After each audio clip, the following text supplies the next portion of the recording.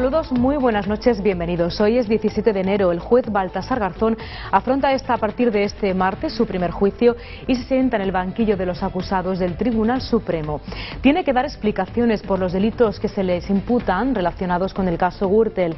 El juez ordenó grabar las conversaciones que mantuvieron en la cárcel los principales imputados en la trama de corrupción con sus abogados.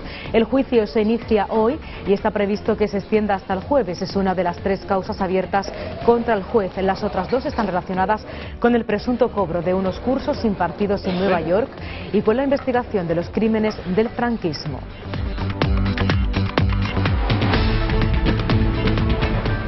El Tesoro ha vuelto a obtener este martes el aprobado de los mercados tras el éxito de la primera subasta y pese a la rebaja de calificación de Standard & Poor's.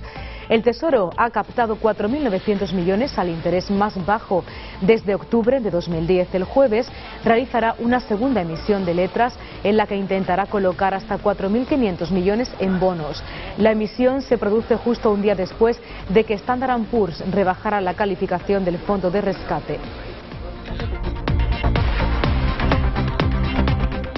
Ayer Mariano Rajoy defendió su plan anticrisis ante Nicolás Sarkozy y hoy ha sido con Herman Van Rompuy el que se reúne con el presidente del gobierno.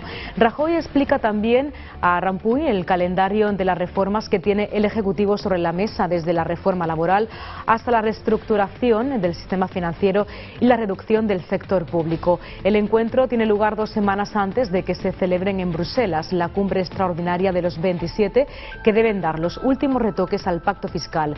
Rajoy fue preguntado ayer por las medidas impositivas que tiene pensado aprobar en los próximos meses, en concreto relacionadas con el IVA. Respondió lo siguiente.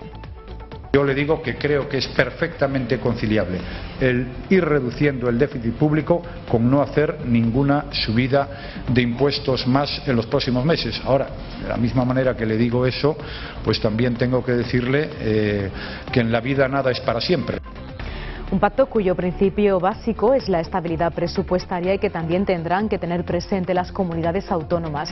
El Gobierno reúne por primera vez a todos los consejeros económicos, el Consejo de Política Fiscal y Financiera. Cristóbal Montoro y los consejeros autonómicos tratarán el anteproyecto de ley de estabilidad presupuestaria para garantizar el control del gasto por parte de todas las administraciones públicas. El Gobierno pretende que las comunidades autónomas que incumplan el objetivo de déficit sean sancionadas con un límite la financiación procedente del Estado. El gobierno de José Antonio Griñán defiende la tesis de que el déficit debe seguir una regla individualizada para cada comunidad.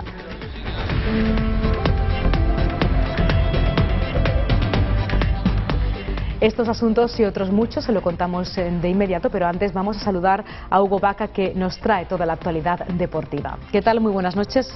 Buenas noches, Anabel. ¿Qué nos cuentas? Bueno, otra cosa no podemos contar, hablamos del derbi, otro nuevo derbi, en este caso en los cuartos de final de la Copa del Rey, donde el FC Barcelona tiene que desplazarse a Madrid para jugar frente a su eterno rival. En este caso está la polémica arbitral.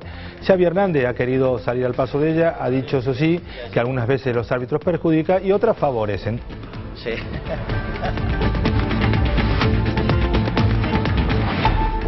Y por otro lado, en el Real Madrid, Mourinho en rueda de prensa hablaba y hacía una defensa a ultranza de Cristiano Ronaldo. Ya lo había hecho la semana pasada, esta vez lo vuelve a hacer y escuchamos. Que nadie le toque. Y si alguno de vosotros le quiere tocar, vamos a tener un problema. Porque yo no voy a dejar. Amenazas de Mourinho a los propios periodistas que estaban congregados en la sala de prensa del Real Madrid. Y también pasamos al baloncesto, donde el Unicaja de Málaga ya ha hecho los deberes, está ya como cabeza de serie en esa Copa del Rey y ahora, eso sí, tiene la Euroliga el próximo jueves frente al Real Madrid y el equipo de Chus Mateo, que va a tener bastantes bajas y va a ser un hándicap muy importante.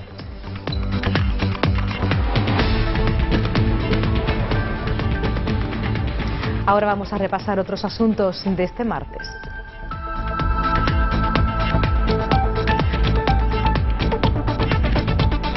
La patronal se quedaría sin el despido a 20 días. El gobierno apuesta por dar más poder al convenio de empresa con despidos a 32 días y fomentar el empleo y no los despidos. La policía buscará el cuerpo de Marta del Castillo en un barranco de Camas, en un arroyo que discurre por el camino del agua.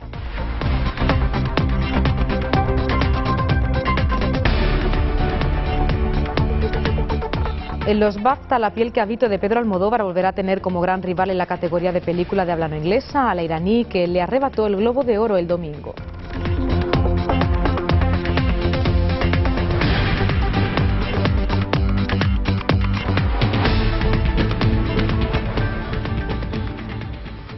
El juez Baltasar Garzón afronta a partir de este martes su primer juicio y se sienta en el banquillo de los acusados del Tribunal Supremo. Tiene que dar explicaciones por los delitos que se le imputan relacionados con el caso Gürtel. El juez ordenó grabar las conversaciones que mantuvieron en la cárcel los principales imputados en la trama de corrupción con sus abogados. Garzón está acusado en esta causa de delitos de prevaricación y violación de las garantías constitucionales y se enfrenta a penas de hasta 17 años de inhabilitación y multa de 3.240 euros. El juicio se inicia hoy y está previsto que se extienda hasta el jueves. También a finales de este mes el popular magistrado tendrá que defenderse por investigar el franquismo, careciendo de competencias y aún está por decidirse si se le abre juicio oral por unos cobros que habría presuntamente recibido del Banco Santander por organizar unos cursos en la Universidad de Nueva York.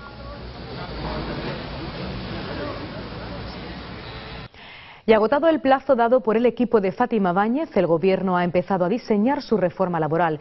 El principal objetivo es crear empleo y sobre todo frenar la destrucción de puestos de trabajo. UGT, Comisiones Obreras, CEO y Cepime se remiten al documento de 67 páginas firmado por las dos partes el pasado martes y enviado al Ministerio. Este acuerdo contempla pactos en materias de resolución extrajudicial de conflictos, de formación profesional, de mutuas y sobre la racionalización del calendario de festivos. Un documento calificado de insuficiente por el Gobierno que durante todo el fin de semana ha urgido a los agentes sociales a que agotarán el plazo marcado. La patronal se quedaría sin el despido a 20 días. El Gobierno apuesta por dar más poder al convenio de empresa con despidos a 33 días. Es una de las reformas que el Ejecutivo quiere tener lista antes de que concluya el primer trimestre. Y los líderes europeos siguen aplaudiendo las medidas y los planes de ajuste puestos en marcha por el Gobierno de España. El último en hacerlo ha sido Sarkozy, que ayer se reunía con Mariano Rajoy en la Moncloa después de recibir el Toisón de Oro de manos del rey. La lucha contra ETA y sobre todo la economía centraron la rueda de prensa que ofreció junto al presidente francés. Nicolás Sarkozy es el primer jefe de Estado extranjero que recibe Rajoy en la Moncloa. También ha sido la primera rueda de prensa que el presidente del Gobierno español ofrece desde que tomó posesión. La lucha contra el terrorismo ha sido un eje central de las conversaciones. Después de las detenciones del pasado fin de semana, Rajoy ha lanzado esta advertencia a ETA. Pero el Estado de Derecho no está en suspenso, ni en Francia ni en España. Y por tanto, mientras ETA siga existiendo, ETA es una organización terrorista y sus miembros son miembros de una organización terrorista. El otro eje ha sido la economía. El presidente del Gobierno ha dicho que apoya la iniciativa francesa de gravar con un impuesto las transacciones financieras. Por su parte, Francia ha apoyado la petición de Rajoy de que España mantenga un puesto en la ejecutiva del BCE. Sarkozy también ha hablado, aunque con cierto enfado, del papel de las agencias de calificación. Ha dicho que no deben ser ellas las que dirijan la política económica. Ya en el terreno doméstico, Rajoy ha pedido un esfuerzo a los agentes sociales para pactar la reforma laboral y también ha anunciado, aunque con mucha cautela, que esperan no volver a subir impuestos. Yo le digo que creo que es perfectamente conciliable el ir reduciendo el déficit público con no hacer ninguna subida de impuestos más en los próximos meses. Ahora, de la misma manera que le digo eso, pues también tengo que decirle que en la vida nada es para siempre. Por la mañana Sarkozy había recibido de manos del rey don Juan Carlos la máxima condecoración que otorga la corona española, el Toisón de Oro, por su colaboración en la lucha contra ETA. El acto ha propiciado una foto histórica al reunir a los 4 últimos presidentes del Gobierno español. Y hoy es Van Rompuy el que se reúne con el presidente Mariano Rajoy. Defiende su plan de salida de la crisis ante el presidente del Consejo Europeo y le pide agilidad y sentido común para proteger el euro. Rajoy explica también a Van Rompuy el calendario de las reformas que tiene el Ejecutivo sobre la mesa, desde la reforma laboral hasta la reestructuración del sistema financiero y la reducción del sector público. El encuentro, que tiene lugar 2 semanas antes de que se celebre en Bruselas la cumbre extraordinaria de los 27, que deben dar los últimos retoques bloques al pacto fiscal que consagra el principio de estabilidad presupuestaria. Tras este encuentro, por la tarde el presidente del Gobierno se reúne en Moncloa con el vicepresidente de la Comisión Europea y comisario de Industria, Antonio Tajani. El Tesoro ha vuelto a obtener este martes el aprobado de los mercados tras el éxito de la primera subasta y pese a la rebaja de calificación de Standard & Poor's. El Tesoro ha captado 4.900 millones a interés más bajo desde octubre de 2010. El jueves realizará una segunda emisión de letras en la que intentará colocar hasta 4.500 millones en bonos. La emisión se produce justo un día después de que Standard & Poor's rebajase la calificación del fondo de rescate. La decisión de la agencia llegaba días después de que se bajara también la nota de la deuda de 9 países de la zona euro, entre ellos Francia, Italia y España. Nuevo golpe de Standard & Poor's a la economía española. Si el viernes la agencia de calificación de riesgos rebajó la calificación de la deuda de 9 países de la eurozona, hoy le ha tocado al mismísimo Fondo Europeo de Estabilidad Financiera. Y es que Standard & Poor's le ha retirado su máxima calificación, la AAA, y la ha rebajado a una AA positiva. Tras conocerse esta decisión, el presidente del Banco Central Europeo, Mario Draghi, ha asegurado que tenemos que aprender a funcionar sin dar tanto peso a las evaluaciones de las agencias de calificación de riesgo. No obstante, también ha advertido a los países de la zona euro que aún disfrutan de la AAA que tendrán que incrementar sus contribuciones al fondo de rescate si quieren que mantenga su capacidad de intervención. Y las asambleas generales de delegados de Rural Caja y de Caja Rural han aprobado este martes por unanimidad el proyecto de fusión que dará lugar a la creación de la nueva entidad Cajas Rurales Unidas. El acuerdo será remitido a la Secretaría General del Tesoro y Política Financiera del Ministerio de Economía y Competitividad. La entidad Cajamar y Rural Caja dan hoy el primer gran paso. Aprueban su proyecto de fusión, una operación que alumbrará una nueva entidad en el mercado financiero, Cajas Rurales Unidas, un proceso que fortalece su posición con 63.559 millones de euros de volumen de negocio y activos por importe de más de 38.000 millones. La suma de ambas aglutinará casi la mitad del negocio de las cooperativas de crédito del país en el mayor grupo del ramo. Este mismo día, las asambleas de Cajamar y de Rural Caja dan el sí quiero a la operación de fusión de mayor calado que jamás haya vivido la cooperativa crediticia almeriense en sus 48 años de historia.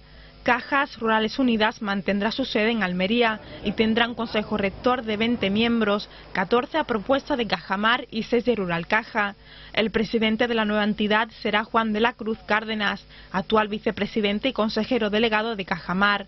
Ambas entidades invitan a las demás cajas rurales españolas a sumarse al nuevo grupo nacional, capaz de responder a los retos de la situación económica actual. Y el Gobierno se reúne por primera vez a todos los consejeros económicos de las comunidades autónomas en el Consejo de Política Fiscal y Financiera. El ministro de Hacienda y Administraciones Públicas, Cristóbal Montoro, y los consejeros autonómicos tratan el anteproyecto de ley de estabilidad presupuestaria para garantizar el control de gasto por parte de todas las administraciones públicas. El Gobierno pretende que las comunidades autónomas que incumplan el objeto de déficit sean sancionadas con un límite la financiación procedente del Estado. El Gobierno de Griñán defiende la tesis de que el déficit debe seguir una regla individualizada para cada comunidad. La consejera económica de la región, Carmen Martínez Aguayo, defiende que se tenga en cuenta además el del PIB, la densidad de población. Y el secretario general del PP andaluz, Antonio Sanz, ha pedido a la Junta de Andalucía que reconozca en la reunión de política fiscal la importancia de la decisión tomada por Rajoy en relación al aplazamiento de 10 años de las devoluciones que las comunidades autónomas tienen que hacer al Estado de los anticipos a cuenta. Y ahora que el Gobierno provoca una inyección de tesorería extraordinaria en la Junta como consecuencia del acuerdo de prórroga en la devolución, aplazamiento a 10 años de la devolución de esos 6.000 millones de euros, que provoca una inyección en tesorería extraordinaria en la Junta de Andalucía, la Junta ahora no lo vaya a reconocer. Y, por tanto, lo primero que tendría que hacer la Junta de Andalucía es reconocer esta tarde en el Consejo de Política Fiscal y Financiera que, gracias al Gobierno de la Nación de Mariano Rajoy, la Junta de Andalucía se ha visto beneficiada claramente por una inyección extraordinaria de recursos económicos. Miramos a Andalucía para hablar de los expedientes de regulación de empleo. La Junta repartió 29 millones del Fondo de Reptiles 45 días antes de las elecciones del año 2004. José Antonio Viera y Antonio Fernández avalaron 36 ayudas. En enero de ese año, ayuntamientos del PSOE y empresas, en un mismo día, en el Consejo Rector del Instituto de Fomento de Andalucía, otorgó cerca de 29 millones de euros repartidos a través de convenios específicos en un total de 36 subvenciones y préstamos entre sociedades y ayuntamientos del PSOE, en su mayoría concentrados en la provincia de Sevilla. Dentro del montante de ayudas comprometidas, el Consejo Rector del organismo dependiente de empleo tomó conocimiento de 18 convenios de colaboración con empresas y corporaciones locales suscritos por el entonces director general de Trabajo y Seguridad Social, Francisco Javier Guerrero, a quien el gobierno de José Antonio Griñán ha endosado toda la responsabilidad en el caso de los expedientes de regulación. El exalto cargo de empleo dosificó entre 15 sociedades, concentradas principalmente en la Sierra Norte de Sevilla, uno de los graneros electorales del PSOE. Hay un último bloque de 3,67 millones de euros correspondientes a créditos e incentivos que concedió un mes y medio antes de los comicios a favor de Picman, la fábrica de loza de la Cartuja de Sevilla. En total, en un solo día y apurando el calendario electoral, el ente que Empleo utilizaba para pagar millonarias ayudas encubiertas a empresas en crisis y prejubilaciones distribuyó 28,7 millones de euros a costa de las arcas públicas. Y el abogado de Francisco Javier Guerrero mantiene que su cliente no actuó solo y que estuvo en el cargo 9 años con 3 consejeros. Si en el caso de los 1,3 millones de euros en ayudas que recibió su chofer, que se dedicaron a comprar cocaína, fiestas y regalos, la responsabilidad parece directa, en otras subvenciones sí hay constancia de que Guerrero actuó según las directrices que le marcaron otros cargos políticos de la consejería. Según la información a la que ha tenido acceso La Razón, el exdelegado provincial de Empleo, Antonio Rivas, medió en las cuantiosas ayudas públicas que recibió la empresa Fundiciones Caetano. Hay que recordar que Rivas ha ostentado varios cargos de responsabilidad dentro del PSOE y ha mantenido siempre una relación estrecha con el secretario provincial de los socialistas sevillanos, José Antonio Viera, exsecretario provincial de los socialistas en Sevilla. En una de las actas de las reuniones que los responsables de la partida de ayudas mantuvo con Fundiciones Caetano, los representantes de empleo se comprometieron a hacer gestiones con Antonio Rivas o José Antonio Viera. Fundiciones Caetano se trasladó en 2005 a Guillena. Un informe de la compañía cifró la cuantía de la inversión en 13,2 millones de euros, cantidad que finalmente se elevó hasta los 35. El gobierno autonómico, que iba a sufragar la mitad de la operación, acabó poniendo algo más del 25% del montante. Pese a ello, la entidad se acogió a la ley concursal y pidió ayudas públicas para sufragar el despido de 21 personas. Fue entonces cuando el Fondo de Reptiles entró en funcionamiento. Guerrero asume la operación con interés, según le agradece el administrador de la empresa, Abilio Caetano Blasco, en una carta fechada el 6 de febrero. Y el Partido Popular Andaluz ha denunciado a la Junta de Andalucía de financiar sus delegaciones en Madrid y Bruselas por el mismo procedimiento que el Fondo de Reptiles. El secretario del PP andaluz, Antonio Sanz, ha acusado al gobierno andaluz de escapar al control presupuestario. Sanz, además, ha asegurado que la presentación de los alcaldes de su formación en las listas para las elecciones autonómicas es absolutamente legal. Antonio Fernández, vicepresidente de la agencia IFAN 2004, firmó un convenio de colaboración entre la Junta y la antigua IDEA, la cual ejercía de intermediaria en el desvío de fondos. El PP andaluz ha acusado a la Junta de financiar sus delegaciones en Bruselas y en Madrid por el mismo procedimiento que el Fondo de Reptiles. Según el secretario regional del PP, Antonio Sanz, escapa al control presupuestario. Y se convierte en un uso sin control por parte del presupuesto, por parte de la intervención y usando el mismo procedimiento que el Fondo de Reptiles. El secretario popular, que ha anunciado la campaña para las autonómicas El Cambio Andaluz, ha insistido en que la presentación de los alcaldes del PP en las listas para los próximos comicios es absolutamente legal. Y es una respuesta democrática a la gran cacicada que ha supuesto por parte del Partido Socialista la aprobación de una ley que permite que los alcaldes se puedan presentar. El dirigente ha denunciado el cinismo del PSOE, ya que para Sanz la ley de incompatibilidad está hecha exclusivamente bajo el interés de los socialistas. Y el presidente de la Junta de Andalucía, José Antonio Griñán, ha admitido que el caso de los ERE fraudulentos puede tener un coste electoral grande de cara a las elecciones autonómicas de marzo. A su juicio, el PSOE está en condiciones de recuperarse y ganar las elecciones andaluzas el 25 de marzo y ha agregado que la ventaja de 9 puntos del PP sobre el PSOE en las elecciones generales del 20 de noviembre en Andalucía es perfectamente recuperable. El presidente de la Junta de Andalucía, José Antonio Griñán, ha admitido que el caso de los ERE fraudulentos puede tener un coste electoral grande de cara a las elecciones autonómicas de marzo. Griñán se ha pronunciado así tras las declaraciones del chofer del exdirector general de Trabajo de la Junta, Francisco Javier Guerrero.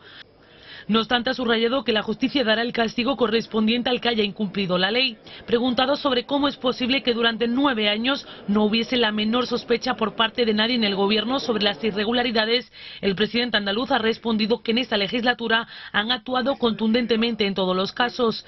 A su juicio, el Partido Socialista está en condiciones de recuperarse y ganar las elecciones andaluzas del 25 de marzo.